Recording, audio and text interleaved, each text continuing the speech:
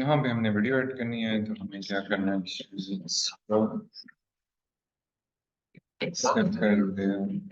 और यहाँ पे आके शेयर का बटन है। ठीक है, शेयर के बटन पे आपने जस्ट क्लिक करना और ये एम्बेड फर्स्ट ऑप्शन आ रहा है आपके पास embed। ठीक है, इससे मैंने क्या करना है, कॉपी कर लेना है और मैं अकॉर्डिंगली इसको मूव कर देना है कोड के अंदर। अब मैंने इसके ऊपर मैंने वीडियो के टैग के जरिए ऐड किया। अब मैं क्या करूंगा, आई फ्रेम, ये कौन सा हमारा स्ट्रक्चर यूज होता है, आई फ्रेम का। आई फ्रेम के टैग के जरिए HTML के अंदर हम आई फ्रेम के टैग के जरिए अपनी YouTube की वीडियोस को एम्बेड कर सकते हैं, दिखा सकते हैं, शो कर सकते हैं। और ये करने के लिए एक छोटा सा काम है और कर देता हूँ, यहाँ पे क्लास ऐड मार्जिन बॉटम। मैं ब्राउजर में आ गया और मैंने ब्राउजर में आके इसको क्या करना है, रिफ्रेश करना। रिफ्रेश करूंगा तो वही सेम वीडियो आपकी वहां से आके यहाँ पे अदर जगह पे आ जाए। ठीक हो गया। अच्छा जी। अब इससे जब लाइव करेंगे तो ऑब्वियसली आपकी जो ये वीडियो है ये लाइव पे वो रन कर लेगा, क्योंकि अभी हम लोकली सिस्टम पे बैठे हुए हैं तो मे भी शायद उस वजह से उसने कोई रिस्ट्रिक्शन लगाई हुई है इसके अंदर ब्राउजर। हाँ, हो गई है ना रन। हाँ बिल्कुल। तो उसमें वो आपकी डिस्प्ले हो जाएगी। जी, ये आपका एक वो दूसरा वे हो गया वीडियो लगाने का। और इसी तरीके से आप ऑडियो भी यूज कर सकते हो। ऑडियो यूज करने के लिए सिंपल, आपने कोई वीडियो यूज नहीं करनी, कोई आप ऐसा पॉडकास्ट क्रिएट कर रहे हो जिसमें आपने सिर्फ जो ऑडियो है वो, या कोई इस तरह के लेक्चर्स होते हैं या समथिंग इस तरह की कन्वर्सेशन होती है, तो वो भी आप यूज कर सकते हो। उसके लिए हमारे पास एक ऑप्शन है CSS के अंदर, HTML के अंदर। हम क्या कर सकते हैं, हम ऑडियो का टैग यूज कर सकते हैं। हम सर्च कर लेते हैं ऑडियो टैग, ऑडियो टैग। ठीक है, हमने सर्च कर लिया, वो प्रोसेस कर रहा है और ये आ गया हमारे पास ऑडियो का टैग। ये हमें हेल्प आउट करता है हमारे ऑडियो को टैग ये। ठीक है जी। और ये स्ट्रक्चर सिंपल वही है, उसी पैटर्न पे हमने चलना है। बस इसमें फर्क ये होगा कि हमारी जो वहाँ पे MP4 की वीडियो थी वो MP3 की वीडियो हो जाएगी, और जो मेन हमारा जो टैग है वो वीडियो की जगह ऑडियो का हो जाएगा। तो मैं क्या करता हूँ अभी के लिए, जो इस स्ट्रक्चर को मैं ओपन भी कर लेता हूँ नेक्स्ट उसमें ब्राउजर में, और मैं जाके यहाँ पे इसको लिखना भी शुरू कर देता हूँ। ये मैंने क्या किया जी, ऑडियो, एंड देन ऑडियो का टैग आपने लिखने के बाद जब आप फर्स्ट इसका सिंटैक्स कंप्लीट करना है तो इसका क्लोजिंग टैग भी ऐड कर लेना है साथ ही। और वो है जी लेसन के साइन के साथ /ऑडियो। और उसके बाद है जी आपने सोर्स प्रोवाइड करना है इसका, और source on a similar pattern हम क्या कर सकते हैं, गूगल पे जाके सर्च भी कर सकते हैं। कोई MP3 हमारे पास सैंपल फाइल, ऐसी फाइल जहाँ से जाके हम उसको डाउनलोड कर सकें, देख सकें, उसको हम कर लेते हैं सर्च, डाउनलोड सैंपल, ऐसे sample MP3 format file, MP file free, इसको मैं फ्री सर्च कर लेता हूँ। और यहाँ से जाके आप उस पर क्लिक करोगे उस वेबसाइट पे तो वहां से आप उसको कर सकते हो। और यहाँ के लिए अभी के लिए मैं क्या करता हूँ, मैं इसी पे इंस्पेक्ट एलिमेंट करता हूँ, और ये मैं W3 स्कूल्स की वेबसाइट पे हूँ, और मैं जाके आगे इंस्पेक्ट एलिमेंट किया एंड देन इट्स प्रोसेसिंग। और यहाँ जाके मैंने इसको डाउनलोड कर देना है। और मैं कैसे कर सकता हूँ, मैंने मुझे ये वाली फाइल, मेन फाइल ये रिक्वायर है, तो मैं इसे ओपन कर लेता हूँ, न्यू टैब, और मैंने इसको जाके यहाँ पे सेव कर देना। Yes, this is the audio file successfully downloaded. और ये मैंने मेरा जो वर्किंग डायरेक्टरी है द क्रिएटर के नाम से, एंड देन वीडियो था, ऑलरेडी वीडियो एग्जिस्ट करता था, अब हमारे क्या जी ऑडियो। और आपने host.mp3 host.mp3 को आपने सेव कर, सेव करने के बाद सिंपल आपने जाके इसको लिख लगा देना है सोर्स के अंदर। लेस देन के साइन के साथ स्टार्ट किया आपने सोर्स, एंड देन SRC, और उसके बाद ऑडियो, देन जो उसकी वॉइस है वो आपकी MP3 फॉर्मेट में आ गई आपके पास। और अब आपने इसमें टाइप डिफाइन करनी, जैसे आपने वीडियो के केस में टाइप डिफाइन कर दी थी ब्राउजर को इंटीमेट कर दिया था, बता दिया था। ऑन अ सिमिलर पैटर्न आप इसके अंदर भी टाइप डिफाइन कर दोगे कि आप ये जो लगा रहे हो ये एक ऑडियो फाइल है और ये किस फॉर्मेट में है, MP3 फॉर्मेट। इसको अपने जाके अपना जो सिंटेक्स है उसे कंप्लीट कर देना, सेव करना। और एक जो मेन चीज़ है कि वे कंट्रोल आपकी बेसिक रिक्वायरमेंट है अभी के लिए, तो वो भी आप ला के इसमें डिस्प्ले करवा सकते हैं। या कि बेसिक स्ट्रक्चर आपका रेडी हो गया जिसमें आपने सोर्स ऐड किया, सॉरी MPEG फॉर्मेट में, या आपने सोर्स ऐड किया और इसका ऑडियो आपने कर दिया, एंड देन आपने ये भी बता देना है अगर ब्राउजर के अंदर वो लोड नहीं हो रहा, ब्राउजर की कैपेबिलिटी नहीं है, तो क्या करें उसको। उसको वो कह दे कि यार ये आपके ब्राउजर के अंदर वो चीज़ें डिस्प्ले नहीं हो सकती। मेन स्ट्रक्चर रेडी करने के बाद आप ब्राउजर में जाएंगे, इसे रिफ्रेश करेंगे, देखेंगे तो वो आपका ऑप्शन, इसकी विड्थ हम इंक्रीज कर देते हैं ताकि वो 100% पे ही डिस्प्ले करे उसको, जैसे हमने ऑडियो के अंदर की थी, वीडियो के अंदर की थी, इसी तरीके से हम इसके विड्थ 100%, और जैसे हम 100% करेंगे तो उसने उसको 100% पे वो नहीं देखेगी। अच्छा जी, देख लेते हैं क्या मसला है। इंस्पेक्ट एलिमेंट किया हमने, अब ये मेरा वीडियो ऑडियो, एंड देन 100% किया मैंने। हम क्या करते हैं, CSS के जरिए जाके 100% करते हैं। यस, आपने क्या करना है, सिंपल इसके ऊपर एक CSS क्लास लगा। अच्छा, वो हमने यहाँ गलती से लगा दिया है,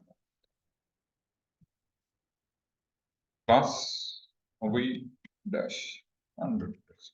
ये क्या किया मैंने, बूटस्ट्रैप की बटन क्लास यूज की है जो मेरे स्ट्रक्चर को 100% पे ले जाती है, किसी भी एलिमेंट को 100% पे वो ड्रॉ कर। ठीक है,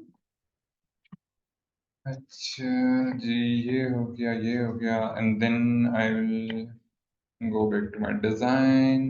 और मेरा जो नेक्स्ट रिक्वायरमेंट है, ये मैंने आप लोगों को बता दिया आप किस तरह से टाइटल प्लस उसका जो वीडियो है, कोई भी यूट्यूब से वीडियो है, MP4 फॉर्मेट में वीडियो है, इसी तरह से अगर आप कोई पॉडकास्ट अपलोड कर रहे हो या कोई लेक्चर्स अपलोड कर रहे हो या कोई सिर्फ ऑडियो फाइल है जिसका मकसद वीडियो नहीं है, सिर्फ उसको सुनने वाला एक सिस्टम है, ज़्यादातर अमूमी तौर पे जो काम हो रहा होता है वो पॉडकास्ट के ऊपर ऐसा काम हो रहा होता है, तो उसमें जाके आप इन चीज़ों को डिस्प्ले करवा सकते हो, देख सकते हो, ऐड कर सकते हो, इंटीग्रेट कर सकते हो, एम्बेड कर सकते हो। उसके बाद जो नेक्स्ट हमारा सेक्शन आ रहा है, ये सिंपल है, ये होपफुली आप लोग बिल्कुल उसी पैटर्न पे बना लेंगे, इसको मैं नहीं बनाता, इसको सिंपल हम जाने देते हैं। अब मैं क्या करता हूँ, एक एक आप लोगों को ये कॉन्सेप्ट दे देता हूँ कि किस तरह से हम इस वाले सेक्शन को बना सकते हैं। ये वाला सेक्शन हमें जो एक हमारी CSS का जो ग्रिड सिस्टम है उसके जरिए हम बना सकते हैं। अच्छा जी, और वो करने के लिए, सॉरी, इसको मैंने क्या करने, Ctrl+Shift+H। ओके, इस वाले इस वाले ना जो कंटेनर है मैं इसको नहीं बना रहा क्योंकि ये बिल्कुल उसी पैटर्न पे, जैसे ऊपर टॉप में हमने इंट्रो बैनर बनाया, तो इसको आप लोग, क्योंकि डिजाइन का भी लिंक शेयर है आप लोगों के साथ, कोड स्ट्रक्चर सोर्स कोड भी शेयर करता जा रहा हूँ मैं, चीजें सारी शेयर करता जा रहा हूँ, तो आप लोग इसको खुद से भी आप लोग डेवलप कीजिएगा, बनाइएगा, ताकि आप लोगों को भी पता चले कि किस तरह से चीजों को हैंडल करना है। मैं क्या करता हूँ, ये जो ये आ रहा है ना, ये वाला जो section number 1 number research and analysis, इसको मैं यहाँ पे बना लेता हूँ। और इसको बनाने के लिए जो मैं एक हमारा पास ग्रिड सिस्टम है, मैं उसका जो बूटस्ट्रैप का वो मैं यूज कर लूँ। ठीक है, मैं क्या करता हूँ, एक सेक्शन बनाता हूँ, create section class and class name is research and analysis, मैं इसी को ही नाम दे देता हूँ। ठीक है, ये वाला जो मेरा सेक्शन है मैं इसी का ही नाम यहाँ से यूज कर लेता हूँ for CSS class, for the sake of better naming convention.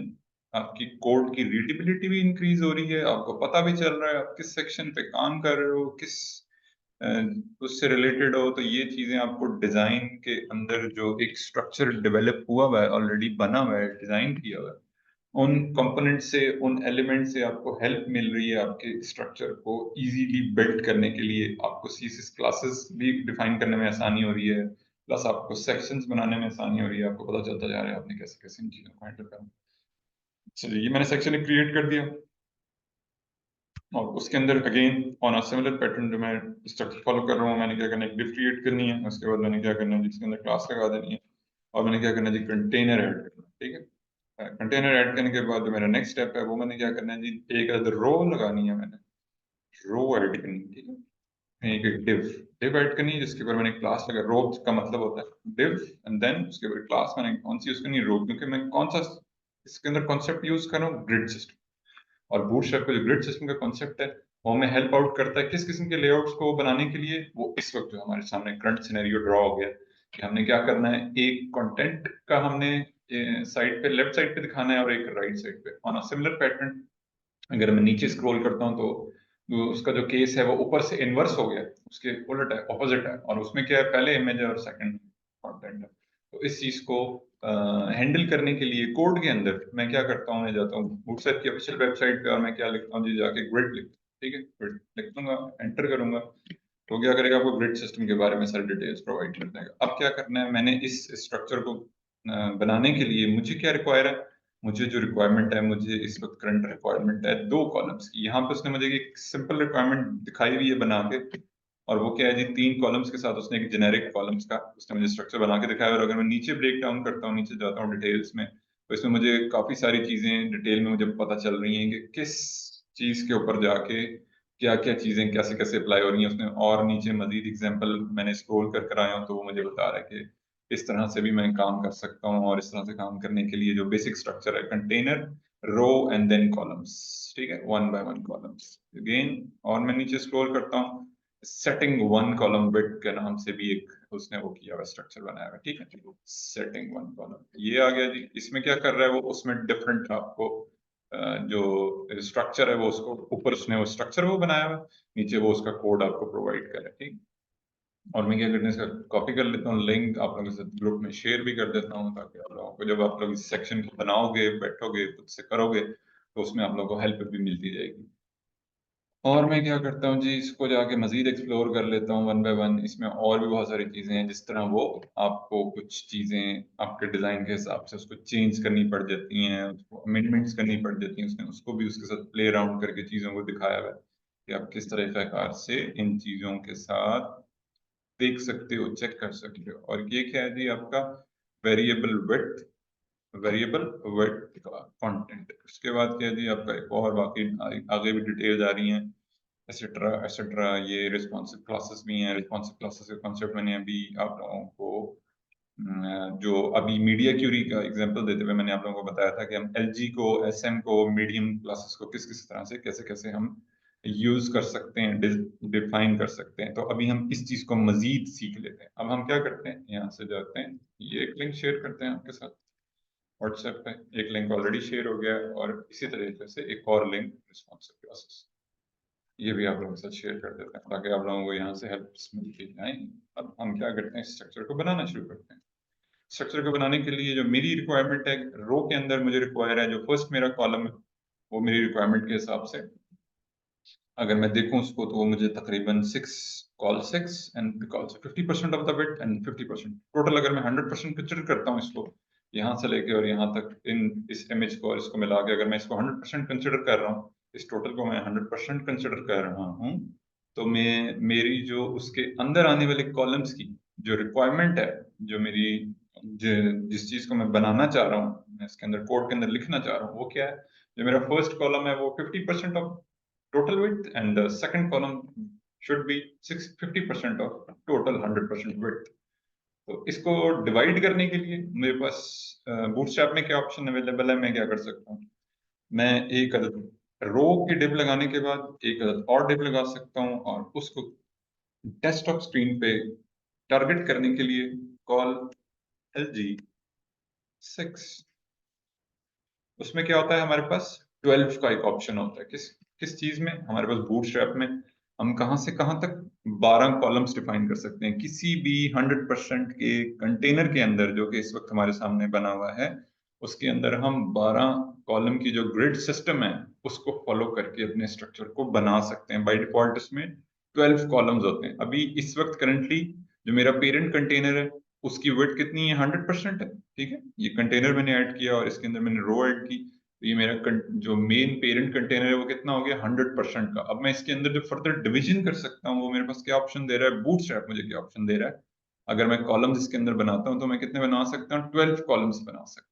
जैसे मिसाल के तौर पे मैंने ये कॉलम बनाया एंड देन इसके अंदर मैं 1 भी लिख देता हूँ, ठीक है। मैंने ये कॉलम बनाया और मैं इसके अंदर क्या कहता हूँ, मैं इसके अंदर कहता हूँ जी एक और, इसे copy tell up to 11, 1 2 3 4 5 6 7 8 9 10 11 and 12।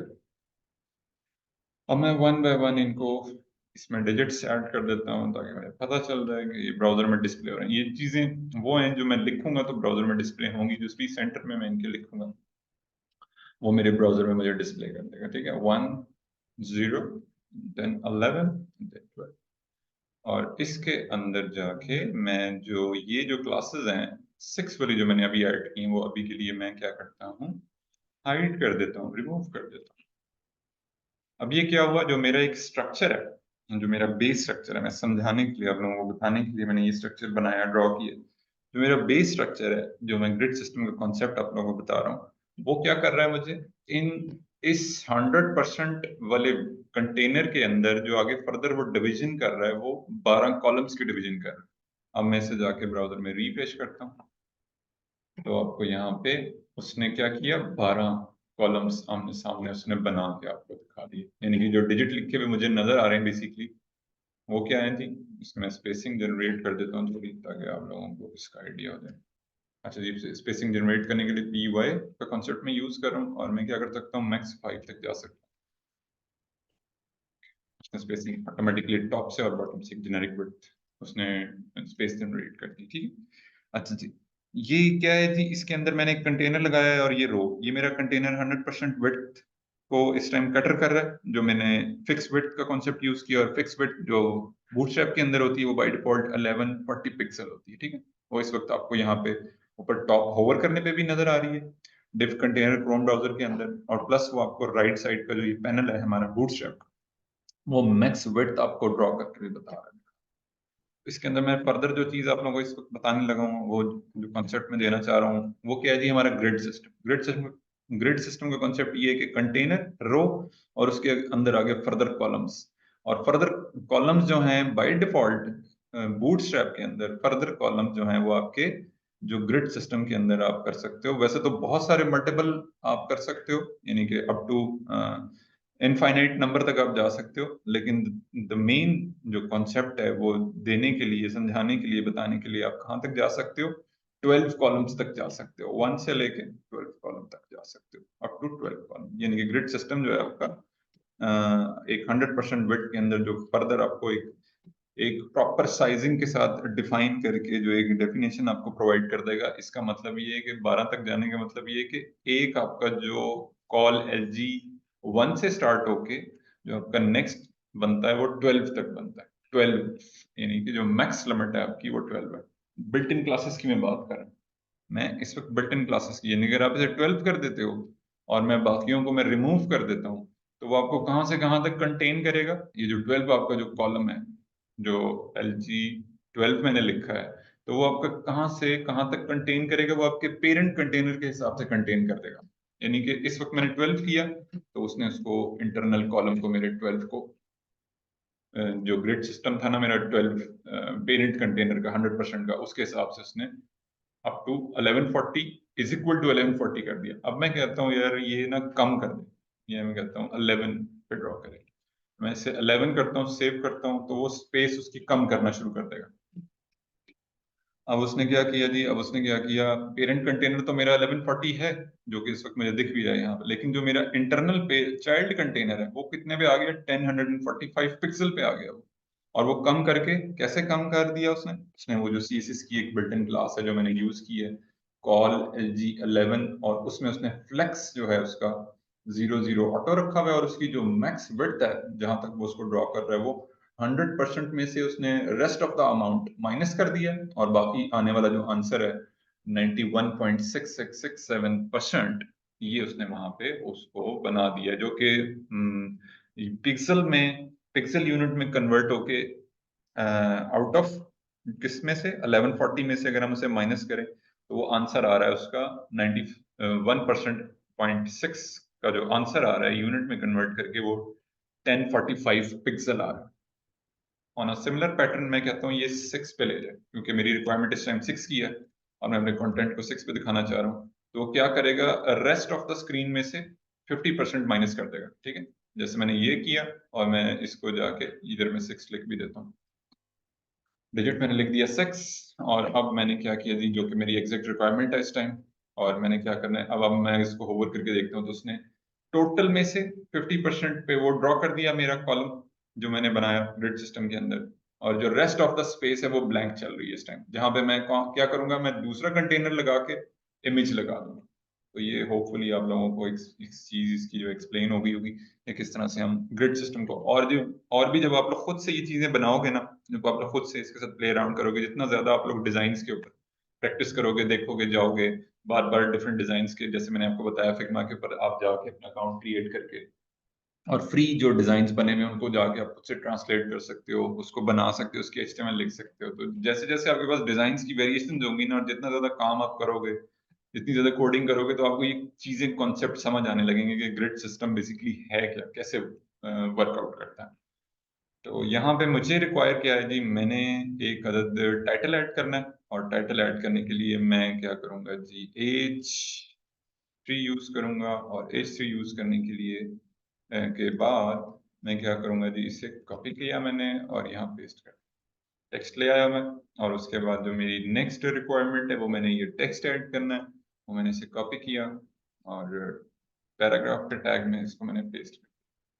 और आप ये काम अगेन आपके पास एक एक्सटेंशन अवेलेबल है, आप उससे भी कर सकते हो। पी ऐड किया आपने और आप क्या कर सकते हो जी, पैराग्राफ ऐड करने के बाद एक प्लेस होल्डर की जो एक्सटेंशन अवेलेबल है उसके जरिए भी आप ये प्लेस होल्डर टेक्स्ट भी लिख सकते हो। तो अभी के लिए मैंने इसको रिमूव कर दिया, और जो मेरी नेक्स्ट रिक्वायरमेंट है वो मैंने रेस्ट ऑफ द स्पेस में मैंने ये इमेज दिखाना है। ठीक है, इमेज दिखाने के लिए ऑब्वियसली मुझे इस इमेज को एक्सपोर्ट करना है। सबसे पहले इमेज एक्सपोर्ट करने के लिए आपने जो आपका फिग्मा डिजाइन है, अगर आप उसके ऊपर जाओगे देखोगे तो क्या क्या किया हुआ डिजाइनर ने, इस एलिट को अलग से एक लेयर में रखा हुआ है। ये एक लेयर आ रही है, ठीक है, ये एक लेयर है अलग से लेयर, मैं हाइड अनहाइड करके बता रहा हूँ आपको। ठीक है, अच्छा जी, ये क्या है जी, इलस्ट्रेशन की उसने लेयर रखी हुई है। अब मैं क्या कर सकता हूँ, इसको जाके जब मैंने सेलेक्ट कर लिया, ये ब्लू कलर का हाईलाइटेड आपको नजर आ रहा होगा, ब्लू कलर का हाईलाइटेड हो गया, नजर आ गया आपको। अब आपने क्या करना है, यहाँ राइट साइड पे आना है और स्क्रॉल कर देना है, बिल्कुल बॉटम में आपने चले जाना है। ठीक है, जैसे ही आप बॉटम में जाओगे तो ये एक्सपोर्ट का बटन है, इसके ऊपर क्लिक करोगे आप, एंड देन फॉर्मेट आपके पास कौन सा है। इमेजेस के लिए हम ज्यादातर जेपेग फॉर्मेट यूज करते हैं, तो आप जेपेग भी कर सकते हो, PNG भी कर सकते हो। और इसके अलावा जो आजकल लेटेस्ट स्टाइल चल रहा है वो क्या है जी, SVG में भी इमेजेस डाउनलोड होके डिस्प्ले हो रहे हैं और ये इंटीग्रेट किए जा रहे हैं एक्सपोर्ट करके। प्लस एक और फॉर्मेट, एक है जी SVG और दूसरा है जी web P, web P format. ये क्या है जी, ये भी एक फॉर्मेट चल रहा है इमेजेस को आप कह सकते हो उसमें आप करके इमेज फॉर्मेट, इमेज फॉर्मेट। अच्छा जी, ये इसको हम यहाँ भी देख लेते हैं और हम कहते हैं जी WP, और चैट GPT पे जाके लिख लेते हैं, इससे भी हमें हेल्प मिल जाएगी। इसको एंटर करेंगे तो ये हमें डिटेल्स उसकी बता देगा कि क्या क्या कैसे कैसे क्या क्या चीजें कैसे वो बता रहा है जी आपका की फीचर्स जो हैं, इसकी ट्रांसपेरेंसी, इसकी एनिमेशन, इसकी ब्राउजर सपोर्ट्स, वो बेनिफिट्स भी बता रहा है कि वो आपकी जो इमेज के साइजेस हैं वो वेटेज वाइज बहुत कम होते हैं, रिड्यूस्ड होते हैं, एक्सेट्रा एक्सेट्रा। उसके अंदर ये सारी चीजें आपको बेहतर अंदाज, उसने सिंटैक्स भी बता दिया और सारी जो कंक्लूजन है वो भी। और कंक्लूजन में क्या कह रहा है जी, WebP is a powerful image format that offers significant advantages in terms of file size reduction and quality retention। वो क्या करता है, फाइल साइज भी रिड्यूस कर रहा होता है और साइड बाय साइड आपकी क्वालिटी भी मेंटेन कर रहा होता है। ठीक, and by adopting WP you can improve the performance of your website while maintaining high quality images। आप क्या कर सकते हो, अपनी वेबसाइट की जो क्वालिटी है वो भी मेंटेन रख सकते हो, और आपकी जो क्वालिटी, इमेजेस की क्वालिटी वो गिरती भी नहीं है, अच्छी रहती है, उसका डिस्प्ले हाई डेफिनेशन। तो अगेन बैक टू आवर, अच्छा जी, डिजाइन। हम इसके क्या करने लगे हैं, एक्सपोर्ट करने लगे हैं। यहाँ पे WebP का ऑप्शन नहीं है, तो आप क्या कर सकते हो, किसी भी फॉर्मेट में डाउनलोड करके एसवीजी, जेपीईजी या पीएनजी आप उसे कन्वर्ट कर सकते हो ऑनलाइन वेब पी फॉर्मेट में, ठीक है, ऑनलाइन टूल के जरिए। जैसे इस वक्त हम एक सैंपल इमेज क्या करते हैं, इसी को हम as a PNG image download कर लेते हैं। एक्सपोर्ट, एक्सपोर्ट के ऊपर मैंने क्लिक किया, उसने क्या किया, मुझे डाउनलोड कर दिया illustration डॉट पीएनजी आ गया मेरे पास, और इसे मैं कन्वर्ट कर सकता हूँ। और कन्वर्ट करने के लिए मैं क्या करूंगा, पीएनजी, मैं गूगल पे जाके लिखूंगा PNG to online converter free. मैंने क्या लिखा जी, PNG to online converter free, ये मैंने लिख दिया प्रॉम्प्ट। और मैंने जाना है जी तीसरे लिंक पे चला जाता हूँ मैं। वैसे आप किसी लिंक पे भी जा सकते हो, और यहाँ से जाके आप क्या कर सकते हो, अपने इमेज को कन्वर्ट कर सकते हो वेब पी फॉर्मेट में। मैंने क्या करना है, सिलेक्ट फाइल करनी है, सेलेक्ट फाइल के बटन के ऊपर क्लिक किया मैंने, और मैंने आना है जी डाउनलोड पे। यहाँ पे मेरे पास ये इमेज है illustration डॉट png, ओपन किया मैंने, और मुझसे पूछ रहा है कि जो कन्वर्ट करना है वो इमेज मैंने जब डाउन अपलोड कर दिया सर्वर पे, तो मैं इसे कन्वर्ट भी कर सकता हूँ। एक तरीका आपका ये है कि वो कन्वर्ट होना शुरू हो जाएगा। And if you are working चलिए विद द क्लाइंट विद, ये आपके पास इमेज आ गया, इसको आपने डाउनलोड पे क्लिक करने वापस इमेज आ जाएगा, डाउनलोड हो जाएगा, और यहाँ से आके आपने डॉट पीएनजी और डॉट वेबपी, ठीक है, ये दोनों आप इमेजेस जो हैं यहाँ से कट करके अपनी वर्किंग रूट डायरेक्टरी में आप चले जाएंगे। क्लोज करके वीडियो, द क्रिएटर, उसके बाद इमेज, और यहाँ पे जाके हम इसे पेस्ट करते हैं, ठीक, दोनों फॉर्मेट में अभी के लिए हमने यहाँ पे प्लेस कर दिया। और इसी तरीके से आप क्या कर सकते हो, अपने इमेज को ऑनलाइन कन्वर्ट कर सकते हो using an other tool Photopea. Photopea पे मैंने सर्च किया, और ये लिंक है जी आपके पास ऑनलाइन एडिटर का। इसके अलावा फोटोशॉप में भी कर सकते हो, इसके अलावा आप फोटोशॉप में भी जाके कर सकते हो। अच्छा, अच्छा, ये मैंने यहाँ पे क्लिक कर दिया, इसको ये ओपन हो रहा है। It's just like a Photoshop. और ये इमेज, ये जब वेबसाइट ओपन होती है तो इसमें हम क्या करते हैं, जितनी ये वेबसाइट ओपन हो रही है, we are back to our, इसमें हमने क्या करना है जी, इसमें हमने एक कॉलम डिफाइन करना है, क्लास कॉल एलजी, और ये अगेन टारगेट कर रहा है डेस्कटॉप वर्जन को, एलजी में इसलिए लिख रहा हूँ, ठीक है। और अब इस कॉलम के अंदर मैंने लगाना है इमेज। इसको मैंने इमेज लगाने के लिए क्या करना है जी, आईएमजी, इसके अंदर जो दो बेसिक लेवल के एट्रीब्यूट्स हैं वो मैंने लगाने वन बाय वन इमेज।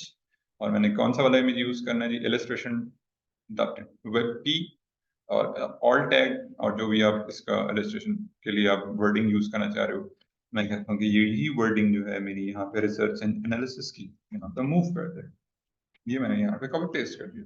और इसका फायदा क्या होता है, ऑल्ट का, ऑल्ट टैग में जो भी आप लिखते हो, अगर आपकी ब्राउजर की स्पीड स्लो है, तो वो इंटरनेट की स्पीड स्लो है, तो वो क्या करेगा, आपको ये वाला जो नेम है वो पहले डिस्प्ले कर देगा। या ऐसे यूजर्स, कस्टमर्स जो देख नहीं सकते, उनके पास बिनाई का इशू होता है, वो क्या करेंगे, उनको जो ये ब्राउजर है ना, क्रॉल कर करके वो बताएगा कि इस वक्त ये जो आप चीज देख रहे हो ना, वो जब ये पैराग्राफ कंप्लीट कर देगा ना, वो रीड करेगा, और ये पैराग्राफ कंप्लीट कर देगा, नेक्स्ट लाइन ऑफ कोड में वो आएगा ना, तो वो रीड करके बताएगा कि ये इमेज लगा हुआ है, और इमेज के टैग को पढ़ के वो बताएगा इमेज लगा हुआ है। और दूसरा ऑल्ट के टैग को वो पढ़ के बताएगा कि ये इमेज जो है रिलेटेड है आपके इस सेक्शन के साथ, ठीक है।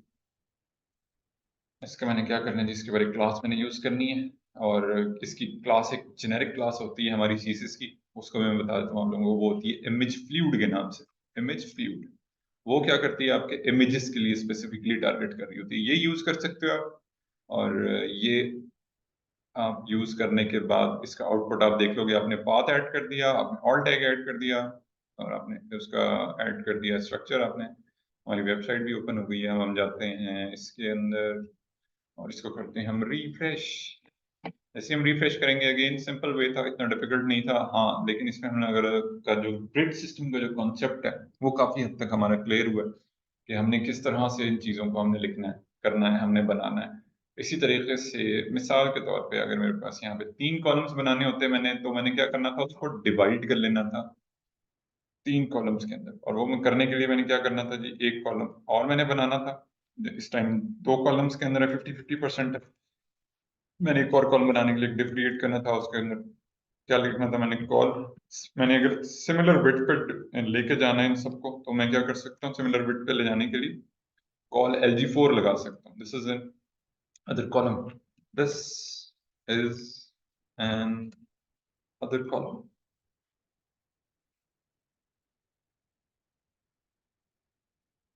चलिए, अब इस केस में क्या हो रहा है, हमारी एक जेनेरिक विड्थ है जो तीनों पे अप्लाई हो रही है। यानी कि अगर मैं 3 कॉलम्स को डिवाइड करता हूँ, से कैलकुलेटर ओपन कर लेते हैं, सी, अच्छा जी, 100% डिवाइडेड बाई 3, 100% डिवाइडेड बाई, तो ये क्या आपका आपका एक जो कॉलम होगा ना, वो 33.33% का बनेगा। ठीक, इसको मैं रिफ्रेश करता हूँ। ये आपके 3 कॉलम्स में उसने क्या किया, ग्रिड को मेंटेन रखा, और उसने क्या कर दिया, एक अदद कॉलम और ऐड कर दिया। तो it's a very interesting thing कि आप किस तरह से चीजों को मैनेज कर सकते हैं। ठीक है, बल्कि मैं ये रहने देता हूँ, और मैं इसके बाद एक और सेक्शन इसके बाद एक रो बनाता हूँ। ठीक है,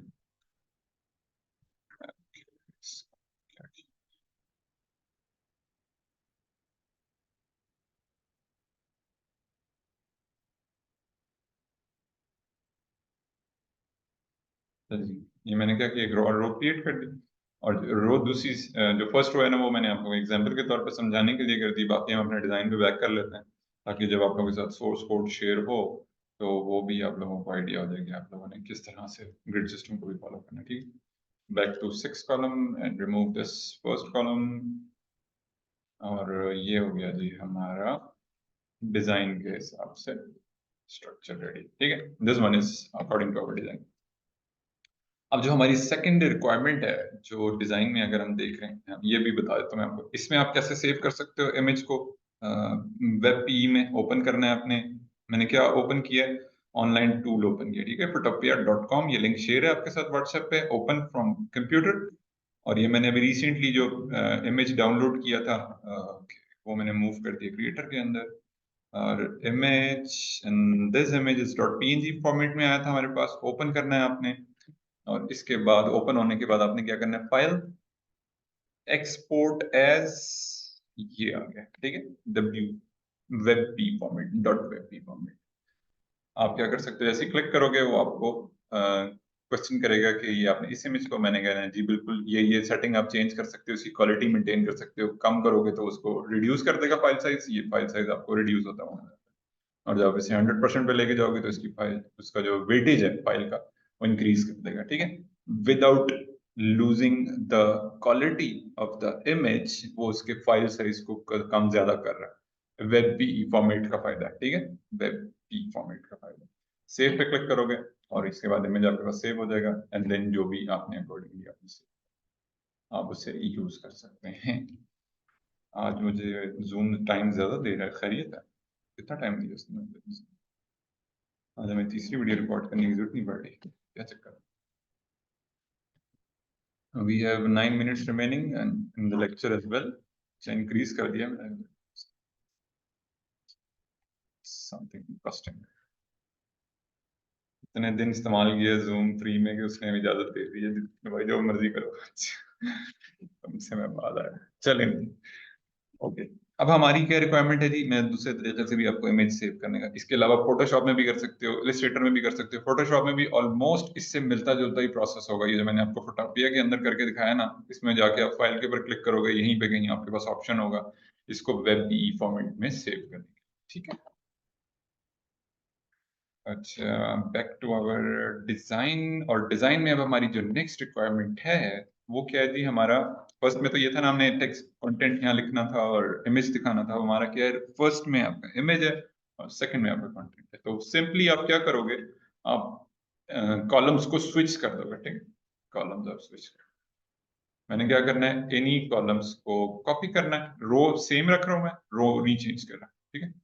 और मैंने क्या किया, इन दोनों कॉलम्स को स्टार्टिंग, ये जो फर्स्ट कॉलम है मेरा, जो एंडिंग दूसरा वाला जो कॉलम, इन दोनों कॉलम्स को इसी रो के अंदर रहते हुए कॉपी किया। मैंने क्या किया जी, copy and then enter and then paste. और पेस्ट करने के लिए मैंने जो नेक्स्ट लाइन ऑफ कोड है, very next line of code, वहां पे इसका पेस्ट कर दिया।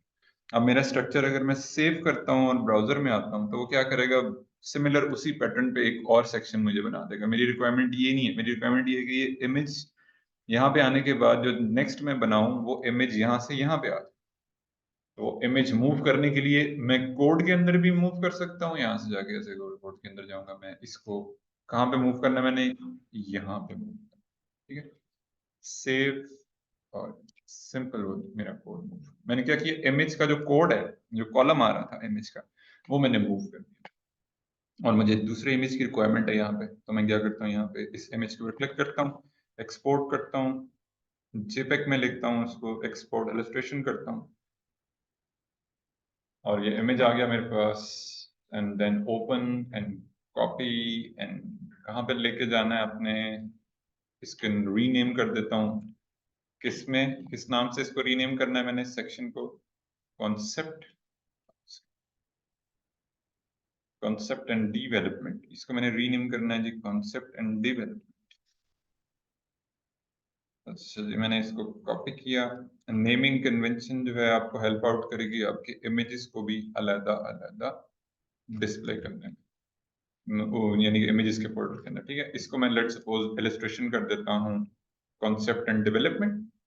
ये मेरा जो इलस्ट्रेशन है वो रिलेट कर देगा कॉन्सेप्ट एंड डेवलपमेंट के साथ, ऑटोमेटिकली मुझे पता चल जाएगा, मैं इमेज के फोल्डर पे आके चेक कर सकता हूँ। और जो दूसरा वाला इलस्ट्रेशन है मेरा, और पहला वाला जो इलस्ट्रेशन है उसको मैं नाम दे देता हूँ रिसर्च एंड एनालिसिस का। इसको मैं नाम दे देता हूँ, जो मैंने WebP फॉर्मेट में इस वक्त इंटीग्रेट किया हुआ है अपने कोडिंग के साथ, इसको मैं नाम दे देता हूँ रिसर्च एंड एनालिसिस का, ठीक है। दो ये मेरी एक इलस्ट्रेशंस जो हैं वो कनेक्ट भी हो गई हैं, मुझे पता भी चल रहा है कि इमेजेस के फोल्डर के अंदर जो इमेज हैं वो किस डिजाइन को अगर मैं देखता हूँ तो मुझे आइडिया हो रहा है कि इस चीज से रिलेटेड है वो, किस तरह से वो वर्कआउट करें। तो यहाँ पे अब आप, मैंने आके इसके नेम जो है वो क्योंकि इसके अंदर चेंज किए हैं, तो वन बाय वन मैंने यहाँ भी उसको चेंज कर देता हूँ। कहाँ पे मैंने चेंज करना है, मैंने इसके साथ इसको रिप्लेस करना है। जो मेरा आ रहा है रिसर्च एंड डेवलपमेंट नहीं है, ये है मेरा कौन सा वाला, कॉन्सेप्ट, ठीक है। ये मेरा ये वाला इलस्ट्रेशन है जो कॉन्सेप्ट डेवलपमेंट वाला है, और दूसरा जो इमेज है मेरा वो है जी मेरा इलस्ट्रेशन ये वाला, ठीक है।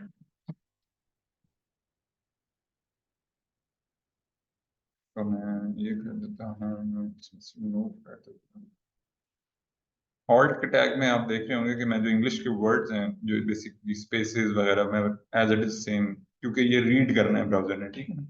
और रीड करके जैसे मैंने आपको बताया कि वो इस तरह के जो कस्टमर्स जो देख नहीं सकते, और वो रीड करके उनको ब्राउजर क्रॉल करके बता रहा होता है। प्लस ये आपको चीजें ऑल्सो हेल्प कर रही होती हैं आपके एसईओ पॉइंट ऑफ व्यू से, ये आपकी लो ब्राउजर स्पीड, जहाँ पे इंटरनेट की स्पीड स्लो है, वहां पे भी ये आपको हेल्प कर रहे होते हैं कि ये पहले डिस्प्ले हो जाएगा नाम उसका, और बाद में इमेज ऐसा ऐसा डिस्प्ले होता है। तो ये तमाम चीजें राइट डाउन करने के बाद आपने इसमें फॉर्मेट चेंज रखना है, क्योंकि इसमें हमने जेपेग फॉर्मेट किया, ऊपर मैंने वेबपी फॉर्मेट यूज किया था, नीचे जेपेग फॉर्मेट मैंने रखा है। और इसके बाद मैंने सेव करना है। अब आप जब ब्राउजर में आएंगे और देखेंगे तो इसका रिजल्ट आपको अकॉर्डिंगली चेंज हुआ हुआ नजर आएगा, जो कि यहाँ पे था ऐसे। अगेन आप देखो, क्योंकि मैं जेपेग फॉर्मेट में लेकर आया हूं, मैंने इसलिए जेपेग फॉर्मेट में किया था ताकि आप लोगों को इस चीज का भी आइडिया हो। तो ये कलर जो है ना इसका व्हाइट आ गया, ठीक है। मेरी रिक्वायरमेंट व्हाइट कलर की नहीं है, मेरी रिक्वायरमेंट है एग्जैक्ट उस कलर की जो इस वक्त यहाँ पे ट्रांसपेरेंट कलर, यानी तो जो आपका पीएनजी इमेज है ना वो आपको हेल्प आउट करेगा यहाँ पे। तो आपने क्या करना है, इस इमेज को सिलेक्ट करना है, और यहाँ से आपने इसको पीएनजी इमेज में लेके जाना है, export illustration, and then go to the browser जो आपका डाउनलोड है, और यहाँ से आपने इसको कॉपी कर लेना है, और इसको आपने कहाँ मूव करना है, आपने अपने वर्किंग फोल्डर के अंदर मूव करना है। ओके, इसका रिप्लेस कर दें, एंड देन सॉरी। और आपने क्या करना है जी, इसको नाम आपने वही दे देना है, ये का नेम, और यहाँ पे आके आपने इसको कर देना है .png। जैसे मैं png करूंगा, सेव करूंगा, फॉर्मेट चेंज किया मैंने, नाम वही रखा। जैसे मैं चेंज किया मैंने, वो आप देख रहे हो उसका व्हाइट कलर से रिमूव कर दिया, और ये आपका जो मसला था वो रिजॉल्व हो गया ट्रांसपेरेंट इमेज होने की वजह से। और web P image already transparent भी होता है, वो जिस तरह से आप चाहो उसको डिस्प्ले कर सकते हो अकॉर्डिंगली। इसके बाद जो हमारा नेक्स्ट वेरिएंट है वो भी सिंपल वैसे ही है, जस्ट हमने खाली उसी को स्ट्रक्चर को फॉलो करना है, और हमने इस वाले स्ट्रक्चर को भी हमने लगा देना। तो ये हम वेरी क्विक इस चीज को हम बना सकते हैं। क्विक बनाने के लिए हम क्या करेंगे, कॉपी, एंड देन जहाँ पे हमारा जो सेकंड डिव कंप्लीट हो रहा है, थर्ड डिव का जो स्ट्रक्चर हमारा कंप्लीट हो रहा है, यहाँ पे इसे लगा देंगे, एंड देन इसे हम कॉपी कर लेंगे। जो हमारा कंटेंट है यहाँ पे, ये हम यहाँ से यहाँ लगा देते हैं, और देन इसे हम कॉपी करते हैं, और ये टेक्स्ट आ गया हमारा। अच्छा जी,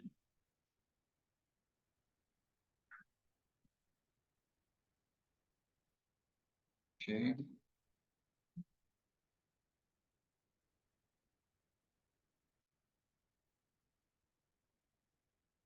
मैंने सेव किया। अच्छा, और मैंने ये क्या करना है, इमेज एक्सपोर्ट करना है, एलिस्ट्रेशन पीएनजी ले जाता हूँ मैं, ठीक है। इससे मैंने कट किया, और मैंने वर्किंग डायरेक्टरी में किया इसको पेस्ट, एंड देन मैंने इसका नाम रखना है जी डिजाइन एंड एग्जीक्यूशन। मैं क्या करता हूँ, इसके साथ रिप्लेस कर देता हूँ, इसके साथ मैंने रिप्लेस कर दिया डिजाइन एंड एग्जीक्यूशन।